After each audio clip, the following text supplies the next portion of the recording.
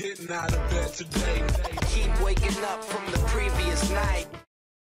We'll go with the quick unboxing. I'll try to make this not too dreadfully boring. The first star of the show is the new Pro Pen 2. And if you've ever used a Wacom pen before, I mean, not that much different, slight ergonomic improvements. As you would expect, there's an eraser on the back. It comes with some nibs we'll show later. Let's go through some of these specs really fast. Over 8,000 levels of pressure, 64-degree tilt range, tilt recognition 60 levels. This is an EMR digitizer, so there's no batteries or anything like that to deal with. Some of the standouts from the Wacom site. 4 times more pressure sensitive. That's really from their own, the Pro Pen 1. Virtually no lag, meaning there is some lag. Again, a lot of this depends on drivers and what kind of video card you're using and what kind of rig you have in general. It says no parallax. I don't know if that's entirely true. What is parallax? That is, as you're seeing on the screen, the distance between the tip of the pen and the thickness of the glass. So what happens is you could have like a cursor offset, meaning when you're drawing, the cursor seems to drift from your pen, like it's further from your pen. There's a gap. I can confirm that is much improved here. I mean, if it's not no parallax, it's pretty damn close. Moving on, some of the things in the box include a microfiber cord to clean this thing. You're going to need it. There's the power cord.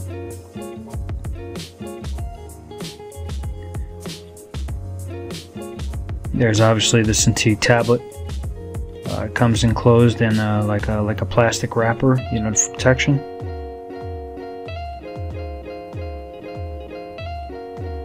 Here we go. I flipped the box around to get some of these things out. We'll go through this quick and we'll stop if there's anything important. These are instructions, quick start guide. We'll cover that later. And we'll start first off. I believe this is the USB-C cable. It's a 3-footer, so not too long.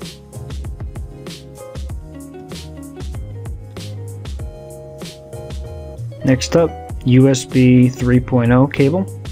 You can tell by its blue. Finally, this is the mini DisplayPort cable. So real quick, I want to talk about this mini DisplayPort cable, especially the one that comes with it. A number of months ago, people were reporting they could not get 4K with the Wacom supplied DisplayPort cable. I don't know what they've changed, or if they've changed anything, but I went out and I bought this cable from StarTech. I'll link it below, in preparation for the fact that I didn't think the Wacom included cable was going to work.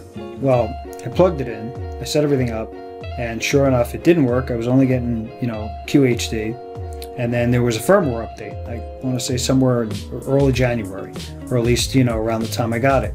Did the firmware update, all of a sudden getting 4K. So I'm getting 4K not only on the Wacom supplied cable, but also the StarTech one as well. So I'll link it just in case anybody's having problems, but looks like they solved that one. But in case they haven't, you know, you have another option. This is a pen holder, clips to the top.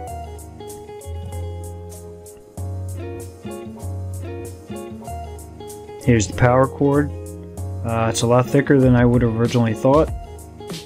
You know, for some of you spec nerds, I'll enclose the picture of the exact requirements of this. This is the Wacom link. You'll need that if you don't have a USB-C port on your laptop or PC.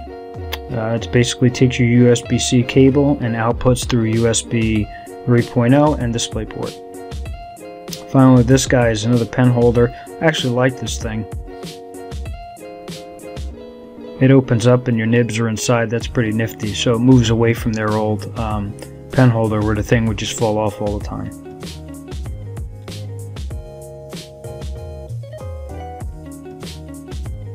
I'm going to clip this thing in at the top. It's very easy. Just hold the bottom of the Cintiq so it doesn't fall off.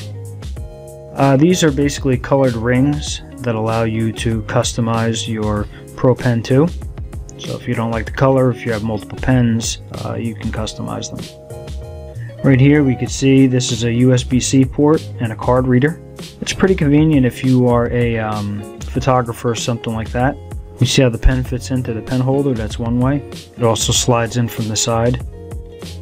On the left side of the Cintiq, we have two more USB-C ports. Very important, that top one, if you're going to use 4K, you must plug into that first port. The second port could be used for power or, you know, any other peripherals. We're going to take a look at this Wacom link for a second. You can see USB-C, I guess so they only give you 3 feet. Goes into the top of this thing, connects directly to the Cintiq, and then outputting, like I said before, is USB-C cable, and then also DisplayPort. So here's the thing about this Wacom link that is really important before we get into all the features and all the different things and the performance of this device. With these new Cintiqs, more than ever, you really have to understand what you're buying and the compatibility with your own device. What do I mean by that? Well, for example, I have a laptop, it's a Lenovo laptop, does not have USB-C, but it has a mini DisplayPort out. So for whatever reason, with the built-in cable like I mentioned before, I'm getting 4K. However, if I want to output to, say, an NVIDIA card, I had to look up on Lenovo's website to see if that mini DisplayPort would be compatible, and it turns out on my laptop, mini DisplayPort to HDMI converters or, you know, DisplayPort converters don't work at all. So I would have never known that if I didn't look it up. I would have had no idea. The other thing is, if you're going to use a USB-C port on a built-in PC, and you have like a, you know, kick-ass, you know, NVIDIA 1080 card or something like that you want to use, that's not going to work. So what's going to happen is, you know, in your BIOS, you're going to have to go in there, you're going to have to use your integrated, you know, probably Intel graphics, because that's really what's powering the video on that USB-C device, unless it's actually on your video card, which, I mean, none of the current GPUs that I know about even have that feature. Last and most important, although Wacom went with USB-C, which is great, they did not go with Thunderbolt 3, so no matter what you have on your Mac or your PC or what have you, it's not going to power the device. Even though the connector's the same, you know, at this point in time right now, because of Wacom's choices, you're going to have to power the device with the included power cable. So that's just something to note. Here's another stat page that I compiled from the Wacom site. Again, I'm not going to go through the whole thing, just a couple notables. The first is 94% Adobe RGB, you know, that's great. Second is the stand adjustments, which it doesn't come with a stand, so the stand is now finally available. You can look that up at the Wacom site or the link I'll post below. Here's something very notable, is the graphics input. So if you're using USB-C, not only are you getting an additional bump in resolution to 4K, but you're also going to get an increase in PPI, pixels per inch. So that'll come in at almost about 283, which is excellent. But if you do have to use DisplayPort at Quad HD, you're going to take a hit there. That's going to come in around 183, which isn't terrible. I mean, it's about what the 24-inch Cintiq Pro is going to be coming out, but it's just something to note. Again, as we covered before, you can get 4K through DisplayPort, and that will net you the increased PPI. So noticeably missing and a bit dubious the way they have it on their website, as there are no shortcut buttons, you know, on these new Cintiqs, and instead they kind of list on their site that these are available with this optional express key remote, which I do have. I'll probably do a different review on that later, but there are workarounds through the software that we'll cover, you know, that a lot of people don't know about. There's no substitute for physical buttons. I'm not a big fan that they've taken them off, but we'll give you some workarounds, and we'll cover the express key remote in detail in another review. Alright folks, we are going to get into the nuts and bolts of this tablet here. First thing I want to cover is the shortcut keys on the top. First one turns touch on and off. Okay, so we hit that, touches off, and touches on. The second one is display settings. I'm not going to hit that because it's going to start to screw with the screen and everything. This one is your keyboard, on-screen keyboard, which actually comes in handy if you're going to program some shortcuts to the keypad, which I'll show you in a second. Okay. This guy is going to be your, touching this one, there we go, is going to be your Wacom desktop center. This is where everything is, right? So you're going to find your pen calibration, display settings, all different wizards and such, and you know, basically if you want to get to your pen settings, it's going to bring up the old familiar Wacom tablet properties where you can set all that stuff up.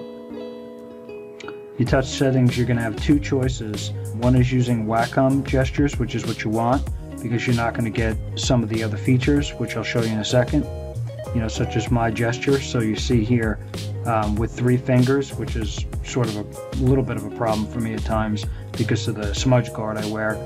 But what happens is that's going to bring up the old school radial menu.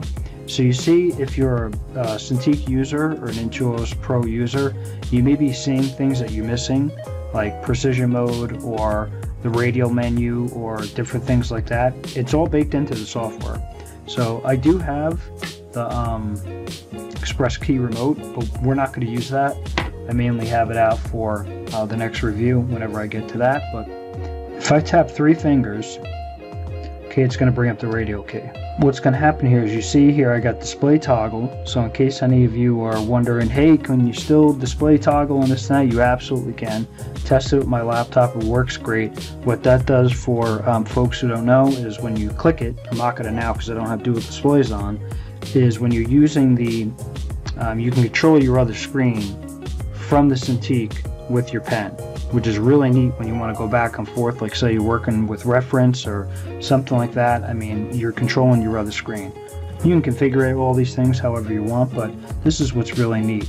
See, this is called keypad here. What I did was I set this up with a keypad, okay, and this will stay on my screen. Now, any one of these things I can pin and I can keep here, but if you notice here, each one of these keys becomes programmable. So what I did was I set up a panel here, okay, just to kind of show you what the software is capable of. Again, we can pin these, and there's any number of panels you can create. So you'll see precision mode is right here. You know, so that was a default panel. I didn't have to do that. Here's display toggle. I can put display toggle on my pen. I can do whatever I want. And then the last button here is actually tablet mode. Tablet mode pretty much makes the Cintiq work like an Intuos, meaning the screen goes dark and you're pretty much now using it just like a standard drawing tablet. But I found this pretty powerful. I'm going to show you where to do that. I might do a tutorial on it because this freaking review will go on for an hour if I don't. But basically what you're looking for is you look for on-screen controls, okay? And this is where everything is. Well, if I can keep it up here at least. Okay, so you'll see here's the radial menu. We'll click on that, and you can have any number of brush strokes. You can have any number of different things. Brush panel, again, it's a Photoshop specific thing, I think. And then this last one here I set up as the keypad, which we saw brings up the keypad. Great. So really for me, I don't want to rely on, you know, the on-screen gestures to get to these things that I want. I want to tap once, bring up the radial menu, and then from there bring in whichever panel I need. But you see here, they got a bunch of default panels built in, and you can just kind of line them up if you want with shortcut keys. So this being touch is really important because that's a nice match, because you can go into any one of these things and click with your button and it's going to work. The only downside, so I'm going to get out of this, and again, maybe we'll cover that in another video. If you guys comment below and you like it, just let me know. I wear the smudge guard so it doesn't start drawing on the screen or moving the, you know, my canvas around or anything like that, right? But the one thing is, if I'm doing gestures, and somebody asked me in one of the other videos, I'll go comment, I forgot who it was, but somebody asked me very specifically about the touch and the gestures, and you can see here, at least in Sketchbook Pro, and this is an older version, this is like Sketchbook Pro 7, this thing's pretty good. I can rotate, I can do, you know, very precise movements and everything. What I can't do though is once I touch the pen to the screen, it's dead. And I thought they had changed that where you could do both. Maybe it's just something I'm not doing right. For me, it doesn't really make a difference. I don't really do both. Like, I don't put the pen down and want to, you know, pinch and zoom. I tend to just by habit pick it up anyway. Matter of fact, usually I remove my whole hand for whatever reason. So if I'm inking something and I want to flip it, I don't really have especially with this kind of precision, I don't have a problem really going back and to the last place I was. So we'll clear this a second. and bring up our pencil tool. And I just want to give you an idea. Now the settings that I have are pretty, let's put it like right down the middle. Okay, like again, I had this on the Bastos, so pressure sensitivity was a bit different.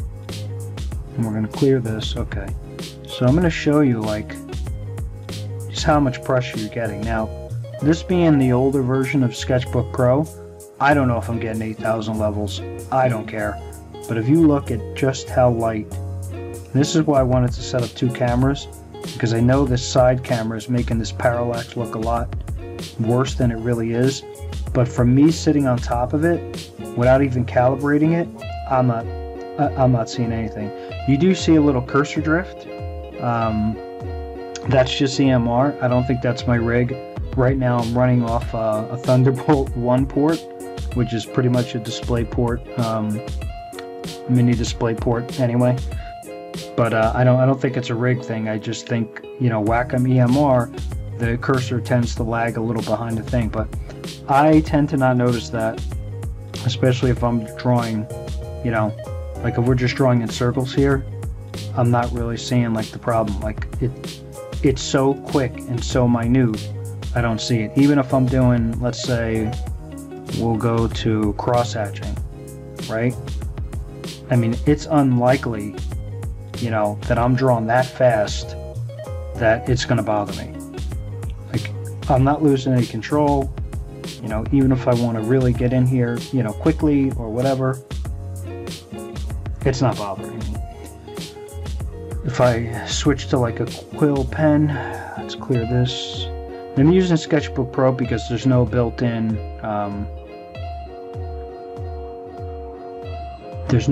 stabilization like Clip Studio. So we're just going to draw, you know, basic outline of a guy here. Okay.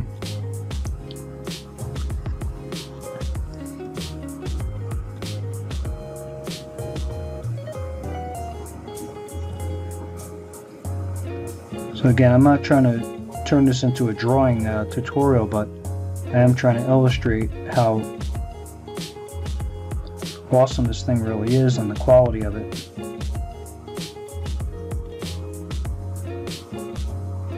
This is real time, folks, so I'm not speeding this up. I'm not going to edit it. I'm not going to do anything with it. I want people to see like really what this thing is all about. So we'll just give this guy he's mad guy. There he goes. He's mad. It's Sunday. He's got to go to work in the morning. But if we go in here, okay, now say we're going to ink him up, right? See what I'm doing there? If I want to go and I want to get very specific, I mean, again, I don't see the problem. The kind of control I'm having over these lines in a program that absolutely has no stabilization whatsoever, I mean, it doesn't really get better than that, folks. So to the person who asked me about the gestures and the on-screen control, again, only issue is no pen and pinch and zoom at the same time. It's not a problem for me, so it's just not something I'm going to cover heavily. One thing we're going to do is we're going to erase Mean Guy here because he's upset, and we're going to put this on here, and we'll do the old. Remember, the one thing these things were known for is when they were first released, before they really worked it out in the driver, there was wobbly lines and such.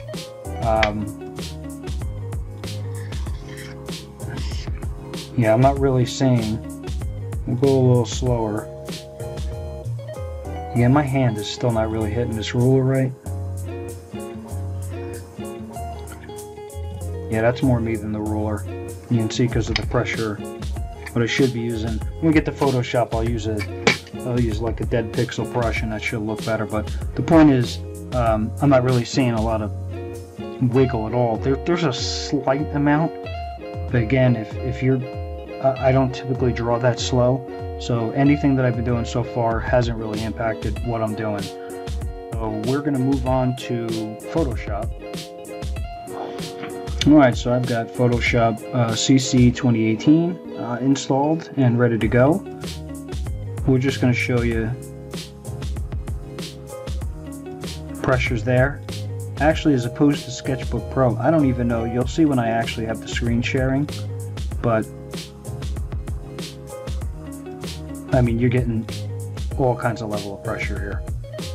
I actually think this one might be picking up the 8,000 levels of pressure because, I mean, I barely even, like when I tell you I'm barely even touching it right now, you're not going to see that from the cameras, but you'll see it from the screen share. I mean, this is like ridiculous levels of pressure.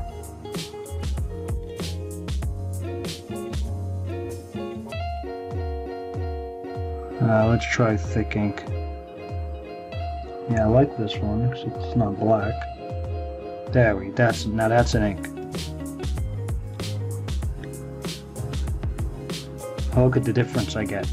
Now I'm going to tell you something else too, and this might be something I talk about more in Clip Studio. My friend Jonathan Rector, you can check out his channel, Scribbles with Jonathan. He's on YouTube, Patreon, all that stuff, and I watch him a lot. You know, when he used to draw on his Cintiq and I was using the knockoff stuff, he used to do these sort of like teardrops, and I could never figure out, I'm still not really good at it because I'm not using his brush, but anyway, one of the things to note about the Cintiq as far as just pressure sensitivity versus the other brands is that you see how I'm going thick to thin without really what they call a shoelace effect. This part right here looks like it in the beginning, like if I kind of go in here, okay, but that was probably more me than the actual Cintiq. Again, my man who asked about, you know, how the touches and the gestures, like, I'm good to go here, you know. Again, pen doesn't touch. I don't think that's app specific. That's, you know, just the way it is. I'm feeling pretty good about it. So if we go and let's just fill this white for a second. Alright, let's go back.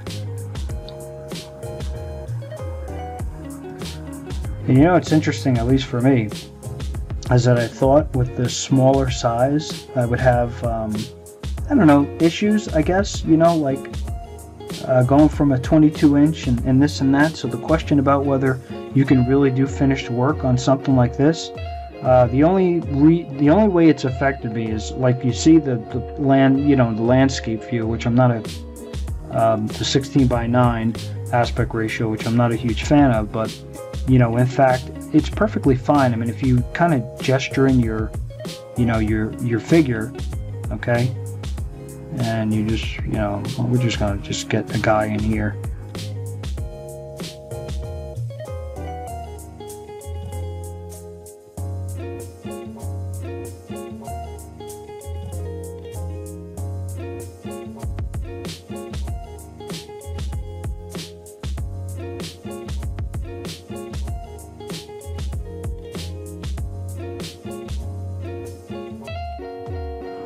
So the point was, if you're working kind of 8.5 by 11, you know, the idea would be is that you would kind of gesture up, right?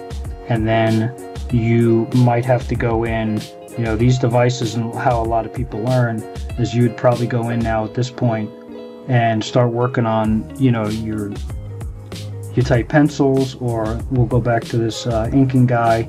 Like, let's just pretend that this was actually looked half decent. Alright, there we go. So we'll lower the opacity a little bit. We'll get back on our, let's pretend this is just an ink layer. I mean, this is what you're adjusting to if you're coming from something, you know, kind of slightly bigger. Okay. And now if we remove it again, I'm not trying to make this a finished piece. I'm just trying to show you in the review, you know, how you're sort of using this. Let's pretend that there was air.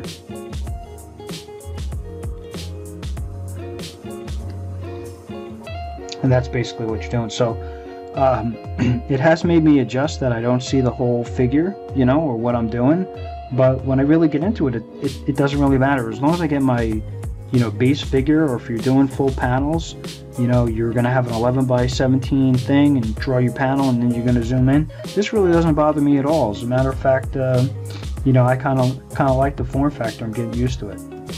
So now we're going to see, now that was fairly slow, and I'm not getting any kind of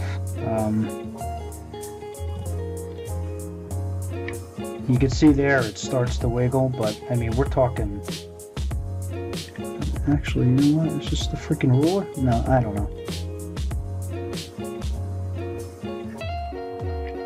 But again, you know, that's, I guess, dependent on your preference. I mean, generally, I am not going to draw that slow, but when these things first came out, and you can kind of count on improvement over time, the wiggle is ridiculous. But obviously, when I go at a halfway non-stupid speed, I mean, I'm not going to get the wiggle. So from here, we'll move on to the last program, and that's Clip Studio Paint. Alright folks, we are in Clip Studio Paint, former Manga Studio. This program has brush stabilization built in, so we could expect, you know, a bit of a tighter line. I'm just going to bump up my pencil a bit. The pencil I'm using is, I think it's one of Frendon's pencils that I modified a bit. I just added a little bit of texture to it, but yeah. So we'll bring this in a little bit. Again, for my friend with the gestures. Gestures good to go, everything's working good.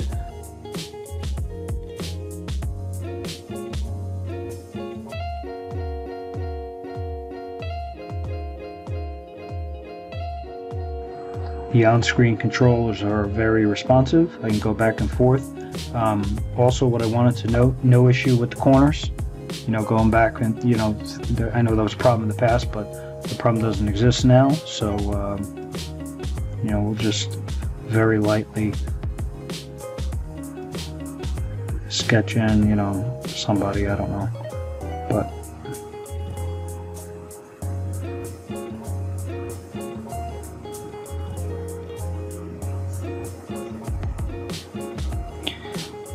again, if it looks like I'm doing almost the same pose, it's because I'm just trying to knock this out so we have something to talk about, you know, when we're talking about these programs. But again, I can't describe to you the line quality, and there's, you know, when they talk about like these overlays on these Cintiqs, it's hard to describe when you're using them.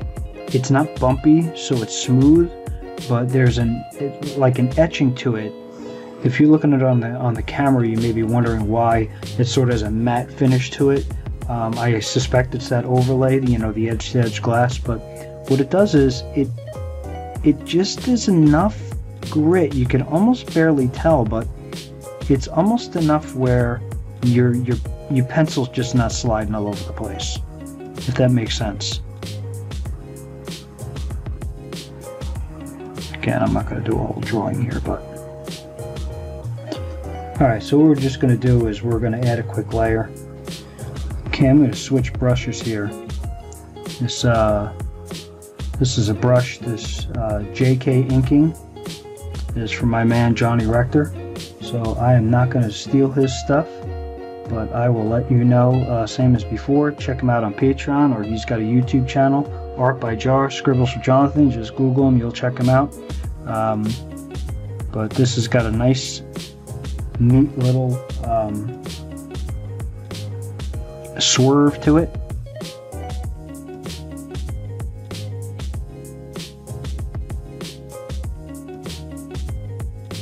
So we'll just go in here again. We'll bring it up there just to show you.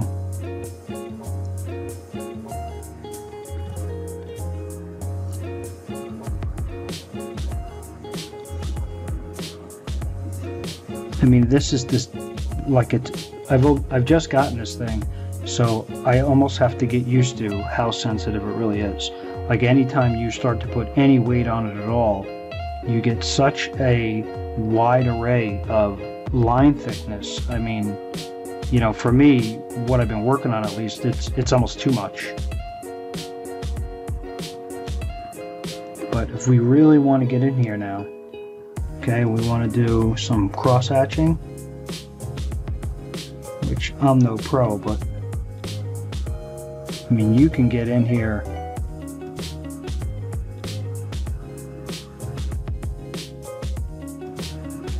and what I'm doing is I'm basically going thicker and thicker and thicker. I mean, look at the line quality. So Yeah, it looks like shit, but that wasn't the point. Anyway, Clip Studio Paint, I don't really have much more to show than we already did. I'm not going to do the whole ruler thing because, like I said, there is stabilization, so I don't want to go there because it's going to come out smoother, and I'm not trying to fake anybody. But we'll wrap this up, and if anybody's got any specific questions, no problem. You know, with any of these programs, I can just go back in and do something real quick and let you know. But we're going to move on to my final thoughts on this. So we've gone through the unboxing, we've gone through the hardware, we've gone through the software. What's the final verdict on this thing? Well, let me just tell you something. I've used every device out there. You know, there was a time when I started first in digital art, I had an Intuos, you know, 1 special edition, or it was like see-through or some kind of thing like that. And then, you know, I had, you know, various devices. I had the Intuos 4. I had, you know, early Cintiq. So I've been through the gamut with Wacom, and their devices were always top quality. You know, but then, you know, the prices just kept going up and up and up, so I started to try other devices. You know, I tried a Basto. I did a review on that, and it was good. You know, I tried, you know, when the Surface 3 came out and they switched from Wacom to N-Trig, it was okay. It was just okay. The form factor was okay, but there was just something off. You know, the line quality wasn't great, and, you know, the Basto for me was bigger than what I had before, and, you know, sometimes I think the mind, you know, tries to convince you that something is better than what it is.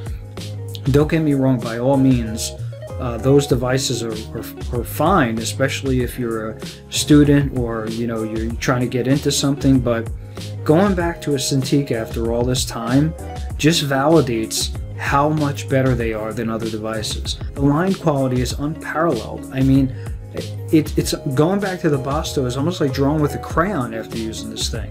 So quality is not the problem. The pen's fantastic. You know, the software, you can see where they've made an effort, you know, with the panels and, you know, the radial and all this things to have these on-screen, you know, push-button commands and stuff in place of a keyboard. And I see all that. I see the attempt and I see them trying. There's something about it, though, that's off. The coming Cintiqs, the impending Cintiqs do, and the price just keeps going up and up and up. Their problem isn't quality, it's value. So if you're out there trying to make a decision, you know, and you have to have the best, especially if you're an illustrator and you're inking and stuff like that, you're just not going to beat this kind of device. I mean, you know, we saw in Photoshop, you know, the line quality. I wasn't even using, you know, something like Lazy Noemi or whatever it's called, you know, the line smoother. Clip Studio has its own stabilizing features, and you know, with some of the knockoffs, you can get away with those things. You can do fine work with other devices. But this is not a review about those other devices. This is a review about the Cintiq Pro. And what I'm saying at this point in time, that if you can come up with, you know, quite frankly, the cash to buy it, it's an absolute win for me. The other thing to consider is, with all of the sort of Wacom and AES and N-Trig and these battery-powered things, you've seen now certain companies, HP, Acer, Samsung recently, start to put Wacom EMR back into their mainline laptops and devices. That has to tell you something, you know, about when they're targeting professionals, now they're going back to Wacom EMR. There's a reason for that, and that's because it's the best. When you take a device like this now, and you pretty much solve the parallax, which is really what these off-brands had, you know, against Wacom. You know, if you've ever drawn on a 27 QHD or even the 22 HD, it's a lot of parallax. This device, if it's there, I can't tell. I mean, you're literally, your pen is right against, it's like drawn on paper. So the last thing I'll mention is, you know, when you get into the Wacom world, you sort of have to think about it like you're getting into the Wacom ecosystem.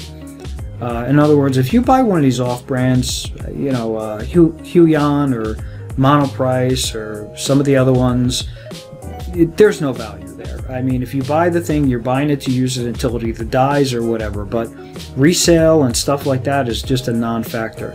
You can go look on eBay for a good condition Cintiq 21UX, both versions, even the original version, and those guys are still netting $800, sometimes even higher if they're in perfect condition. I mean, you know, you're talking devices that were out 10 years ago. I mean, that's crazy. Now they're getting to a point where on a 15.6, you know, inch screen, do you really need more than 4K ever? I mean, you know, like, the one thing I'll say against the device, which I really wish they would have thought out, is the Thunderbolt 3 port. So, I mean, because the portability is a factor. You know, when I have to plug in one cable and an adapter, and it has two cables coming out to it, and then I need a third one plugging into the Cintiq for power, and then, you know, as I illustrated, it has the big power brick. Portability becomes sort of an issue. I don't know, you know, if you're going to be going into a coffee shop or a Starbucks and effectively working. I mean, I guess if you put a system together, you could do that. But you're still going to have some kind of a power source. So, you know, in a 16-inch device, portability, I don't know. But, I mean, if you want to have the thing, like, say, for example, you see behind me, I have, like, a little couch, you know, and I want to run a cable, you know, from my PC or something like to it. I mean, that works out okay. Not that that's a knock against the device. It's just if you're looking to slip this in your backpack, power it on, get going, there's a little more than that. You can deal with it. It's fine. And I'll say that the quality almost makes up for it. And then if you know, like the Mobile Studio Pro is probably due to be refreshed this year, you know, you can get your feet wet. And if you decide to flip it, you're probably going to get, you know, 85% of the value back than you paid for the device. So anyway, this is a win for me. I'm in love with the device. I originally bought it thinking I was going to flip it a lot faster. And now I just can't stop using it. I love it. So hopefully we'll see more of these reviews soon. I'll do the Express Key Remote. I'm going to do something on an alternate device that's a little bit more affordable, Logitech. And please subscribe, comment, ask questions, and like the video. And I'll see you next time.